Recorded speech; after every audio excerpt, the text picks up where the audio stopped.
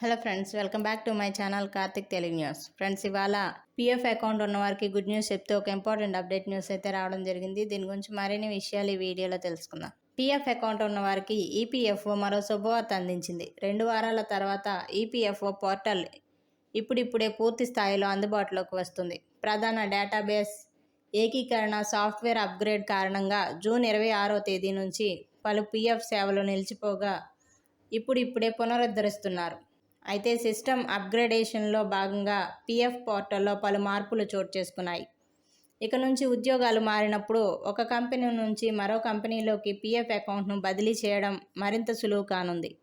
ఇందుకోసం ఇప్పుడు 2 ఆప్షన్లను పీఎఫ్ సంస్థ కల్పిస్తోంది. గతంలో ఒక మార్గం మాత్రమే ఉండగా ఇప్పుడు మరో దానిని జోడించింది. ఆ 2 మార్గాలు ఏంటో ఇప్పుడు తెలుసుకుందాం.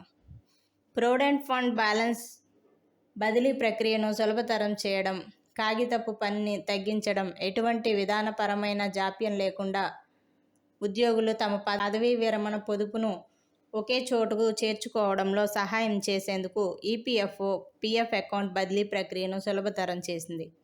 ఇక నుంచి అత్యంత సులువుగా పీఎఫ్ బ్యాలెన్స్ను ఒక కంపెనీ నుంచి కొత్త కంపెనీలోకి మార్చుకోవచ్చు. పీఎఫ్ పోర్టల్లో ఆన్లైన్ సర్వీసెస్ ట్యాబ్లోని ట్రాన్స్ఫర్ రిక్వెస్ట్ ఆప్షన్ ద్వారా మార్చుకోవచ్చు. ఇక మొబైల్ సర్వీస్ హిస్టరీలోని సర్వీస్ ట్రాన్స్ఫర్ క్లెయిమ్ ద్వారా చేంజ్ చేసుకోవచ్చు.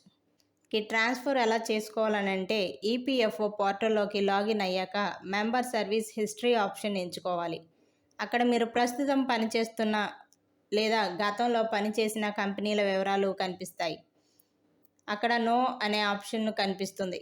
మీరు అక్కడ క్లెయిమ్ లింక్పై క్లిక్ చేసి ఫారం 13 సబ్మిట్ చేయడం ద్వారా ట్రాన్స్ఫర్ చేసుకోవచ్చు.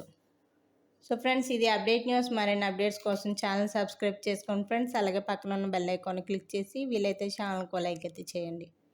Thank you friends. Thanks for watching this video.